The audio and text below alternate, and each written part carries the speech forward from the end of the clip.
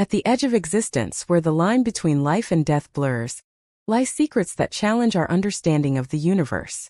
This is the story of Kazuo, a martial arts master whose life took an unexpected turn after a near-death experience. His encounter with Princess Diana in what he describes as hell not only changed his perspective on life, but also invites us to question our own beliefs about the afterlife. Imagine for a moment a place where time loses its meaning, where shadows come to life and regrets materialize before our eyes. This is the scenario that Kazuo, with a trembling voice and a distant look, describes to us of his journey to the other side.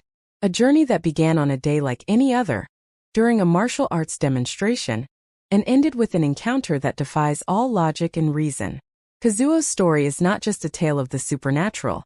Kazuo is a mirror that reflects our deepest fears, our most secret hopes, and the existential questions we all ask ourselves at some point in our lives. What lies beyond death? Is there really a final judgment? And if so, how will we be judged? As we delve into Kazuo's testimony, we find ourselves questioning not only the nature of life after death, but also the purpose of our existence here and now. His encounter with Princess Diana, a figure who in life was loved by millions and whose untimely death shocked the world, adds a layer of intrigue and emotion to this already fascinating narrative. Prepare for a journey that will challenge your perceptions, make you question your most deeply held beliefs, and perhaps offer you a new perspective on life, death, and everything in between. Kazuo's story is more than just an account of a near-death experience. It is an invitation to reflect about our own path, our actions, and the legacy we will leave behind. As we unravel the details of this extraordinary encounter, we will delve into themes of redemption, regret, and the search for true purpose in life. Diana's words, as told by Kazuo, offer us unique insight into the consequences of our actions and the importance of living an authentic and fulfilling life. This story leads us to ask, what would we do differently if we knew we would be judged not by our earthly achievements, but by the compassion and love we have shown to others? How would our perspective on success and failure change if we understood that true wealth is not measured in material possessions, but in the lives we have positively touched? Kazuo's account of his experience in hell and his encounter with Princess Diana immerses us in a world of infinite possibilities, where the barriers between the known and the unknown fade away. It is a story that reminds us that despite our cultural, religious, or philosophical differences, we all share a common humanity and an inevitable ultimate destiny. As we move through this narrative, we will explore not only Kazuo's supposed encounter with Diana, but also how this experience transformed his life and his perspective on the world. We will look at the philosophical and spiritual implications of his account, and how these types of near-death experiences have influenced culture and spirituality throughout history. Prepare for a journey that will take you from the dojos of Japan to the halls of Buckingham Palace, from the depths of hell to the heights of spiritual enlightenment. Kazuo's story is a testament to the transformative power of experience, a reminder that even in our darkest moments, there is the possibility of redemption and forgiveness. In the pages ahead, we will unravel the details of this extraordinary encounter, exploring the lessons Kazuo learned and how these can be applied to our own lives. From the importance of authenticity to the power of forgiveness, every aspect of this story offers us an opportunity to reflect on our own personal journey. Are you ready to embark on this transformative journey? To question your beliefs and perhaps discover a new perspective on life and death? Join us as we unravel Kazuo's mysterious encounter with Princess Diana in the afterlife, and uncover the profound truths that lie at the heart of this extraordinary story. The life of Kazuo, a path of discipline and quest. Before we dive into the details of Kazuo's supernatural encounter, it is crucial to understand the path that led him to that pivotal moment. Kazuo was born in a small town in Japan, the son of a respected martial arts master. From his earliest childhood, his life was steeped in the traditions and philosophies of Bushido, the ethical code of the samurai. Kazuo's earliest memories are tinged with the scent of incense in the family dojo and the rhythmic sound of bare feet on the tatami. His father, a man of few words but powerful actions, instilled in him from an early age the importance of discipline, honor, and the constant pursuit of perfection. At the age of 5, Kazuo began his formal martial arts training. Days began before dawn with meditation, followed by hours of rigorous practice. While other children played after school, Kazuo perfected his kata, repeating the same movements over and over again until they became as natural as breathing. This unwavering dedication did not go unnoticed. By the age of 15, Kazuo was already known as a prodigy in the martial arts world. His technique was his impeccable technique, his unmatched concentration. But what truly set him apart was his deep understanding of the philosophy behind martial arts. For Kazuo, every movement was a physical manifestation of deeper spiritual and philosophical principles. As he grew older, his reputation spread far beyond the borders of his small town. At 20, he was invited to give demonstrations in Tokyo, where he impressed masters with decades more experience.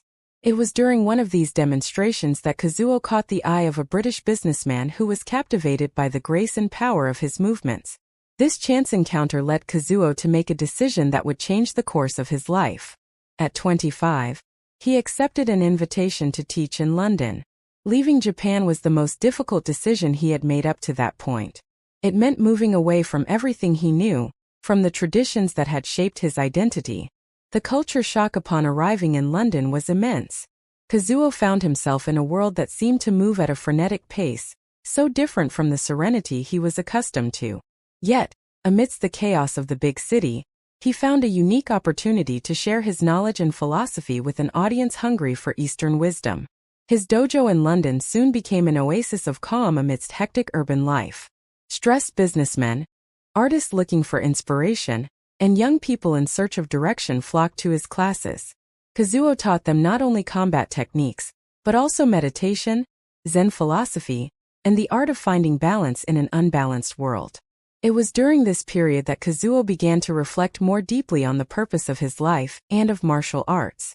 Was it enough to teach combat techniques in a world that seemed to be in desperate need of peace and understanding? How could he use his skills and knowledge to help? How could he make a more significant difference in the world? These questions led him to expand his teaching beyond the dojo.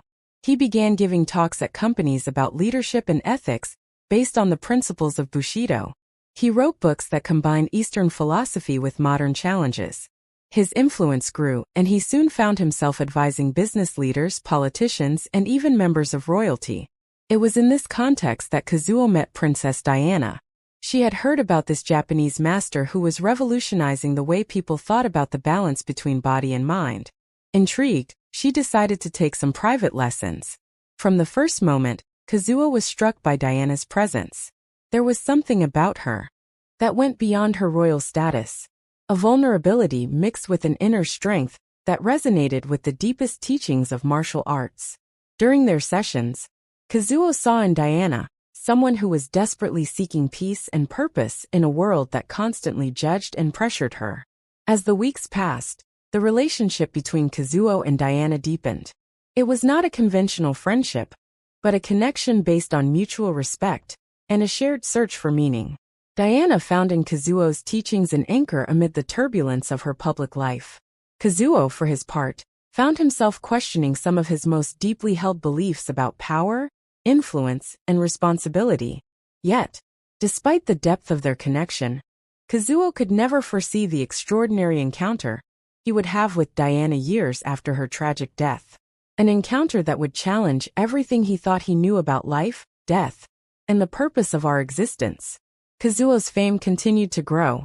He became a respected figure not only in the martial arts world, but also in philosophical and spiritual circles.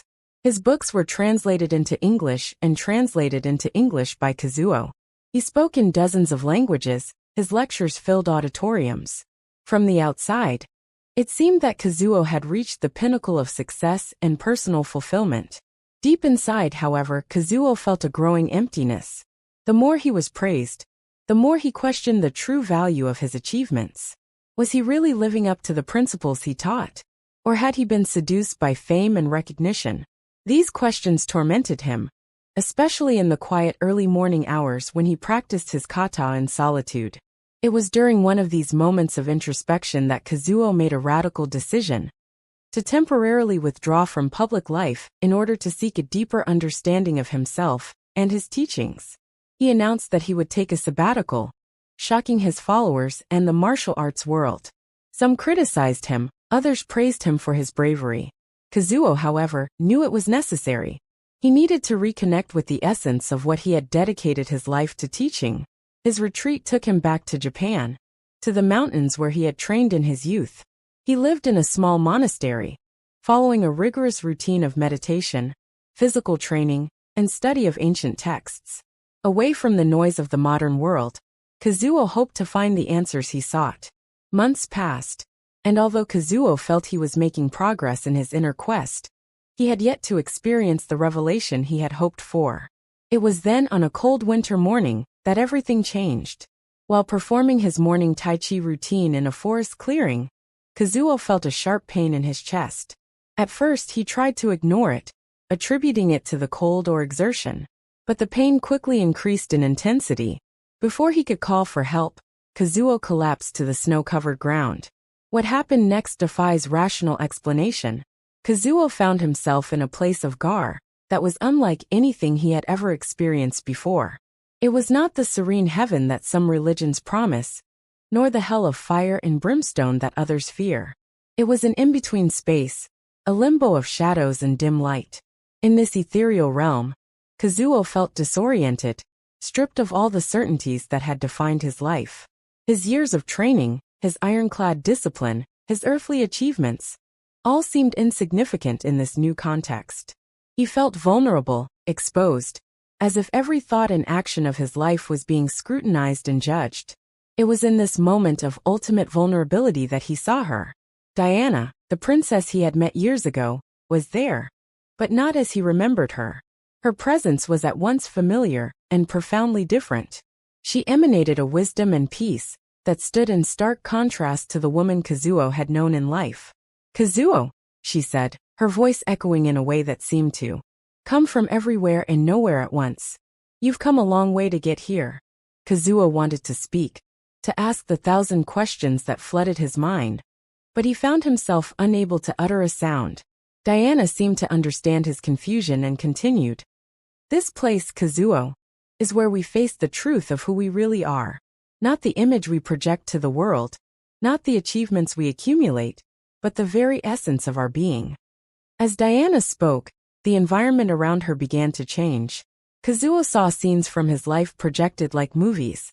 Deep within the human soul, where light and darkness meet in an eternal dance, lies a universal truth that transcends cultures, religions, and times.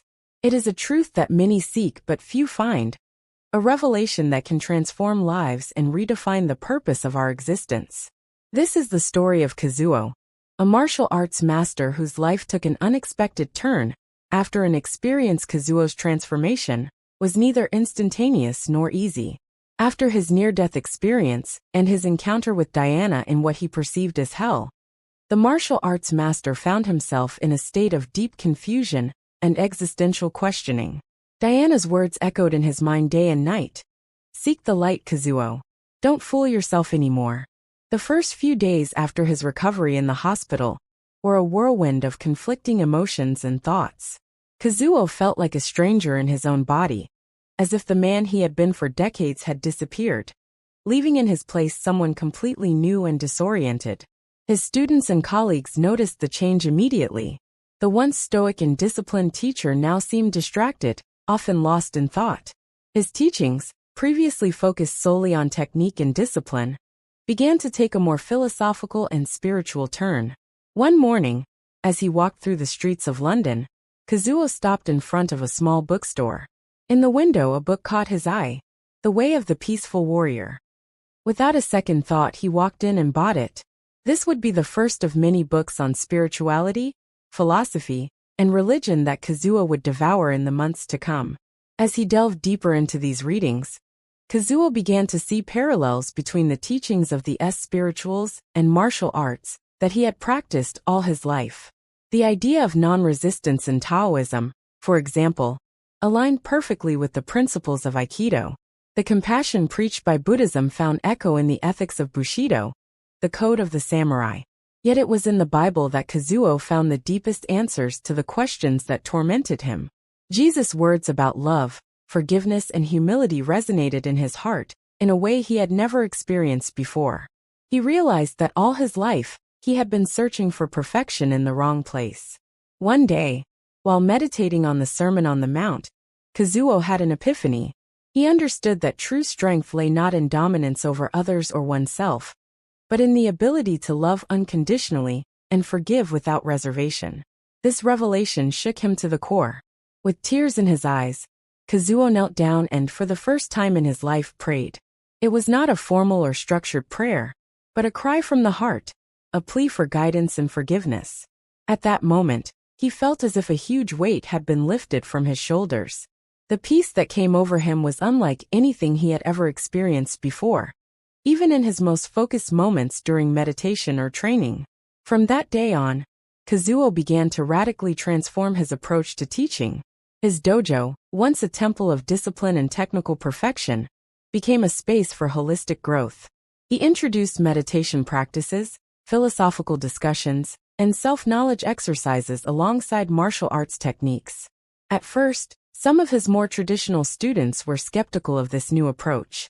Some even left the dojo, seeking a more conventional teacher. But to Kazuo's surprise, many more stayed, fascinated by this new perspective that integrated the development of or physical with spiritual and emotional growth. Kazuo began to speak openly about his near-death experience and his encounter with Diana. To his surprise, instead of ridicule or disbelief, he found that many people were deeply moved by his story.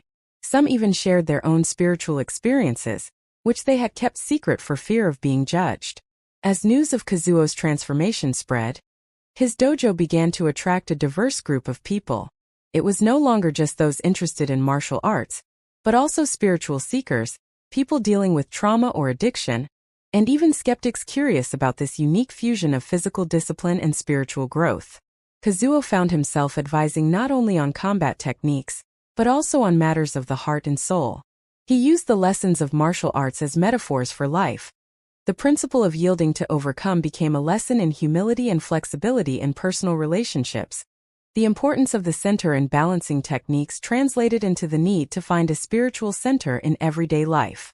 One day, Kazuo received an unexpected visitor. She was an older woman, elegant and regal in bearing. She introduced herself as an old friend of Princess Diana. She had heard about Kazuo's experience and wanted to know more. For hours, Kazuo and the woman talked. He told her in detail about his vision of hell and his encounter with Diana. The woman listened attentively, with tears in her eyes. At the end of the conversation, she took Kazuo's hands and said, "I don't know if what you saw was real or not, but the message you bring is precisely what Diana always sought to convey: the importance of love, compassion, and authenticity." This encounter reinforced Kazuo's conviction that his experience, whatever its nature, had a greater purpose. It wasn't just about his personal transformation, but about sharing a message of hope and renewal with the world. Inspired by this visit, Kazuo decided to expand his reach beyond the dojo. He began giving talks at schools, community centers, and even prisons. His message was simple but powerful. It's never too late to change, to rediscover the purpose of life, and to find inner peace. At one of these talks at a local prison, Kazuo met a young inmate named Marcus. The boy, convicted of a violent assault, was filled with anger and resentment. Something about Kazuo's story struck a chord with Marcus, and after the talk, he approached the master to talk. Kazuo saw in Marcus's eyes the same emptiness and despair that he had seen in Diana's eyes in his vision. With patience and compassion, he began working with Marcus, teaching him not only martial arts techniques to channel his aggression, but also meditation and reflection practices to heal his wounded spirit. Over the next few months, Kazuo regularly visited the prison, working not only with Marcus but with other interested inmates. He watched as these men, many of whom had lost all hope, began to transform. The rate of violent incidents at the prison decreased, and several inmates, including Marcus, began study and rehabilitation programs. Kazuo's work at the prison did not go unnoticed. Soon, other institutions began requesting his help. Kazuo found himself traveling across the country, bringing his message of transformation and hope to those who needed it most. Meanwhile, his dojo in London continued to flourish under the guidance of his most advanced students.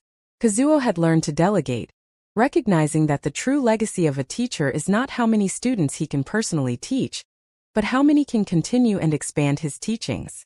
One day, while meditating in his garden, Kazuo had another vision. This time it wasn't hell he saw, but a beautiful meadow bathed in sunlight. In the middle of the meadow he saw Diana again. But this time she was smiling, radiant and at peace. Dian. I approached him and said, "You've understood, Kazuo. You've found your true path. Continue to share the light you've discovered." When Kazuo emerged from his meditation, he felt refreshed and full of purpose. He understood that his journey was just beginning. He had gone from being a martial arts master to a spiritual guide, but he knew that he still had much to learn and much to give. Inspired by this vision, Kazuo decided to write a book. He titled his work From Dojo to Soul, A Journey of Transformation. In it, he shared not only his near-death experience and his encounter with Diana, but also the lessons he had learned on his spiritual journey, and how these intertwined with the teachings of martial arts. The book became an unexpected success. People around the world were touched by the honesty and vulnerability with which Kazuo shared his story.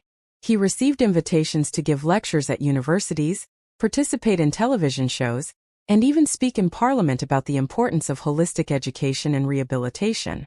However, despite the recognition and success, Kazuo never lost sight of his true purpose. He continued to work tirelessly with the marginalized in society, those who, like him once, felt lost and hopeless. One afternoon, while walking through a park in London, Kazuo came across a young woman crying on a bench. He approached her and asked if he could help her. The young woman, who introduced herself as Emily, told him that she felt overwhelmed by the pressure of modern life, the constant comparison on social media, and the feeling that her life lacked meaning. Kazuo sat next to Emily and began to tell her about his own experience, about how he had spent most of his life seeking perfection and recognition, only to realize that true happiness and purpose came from a completely different place.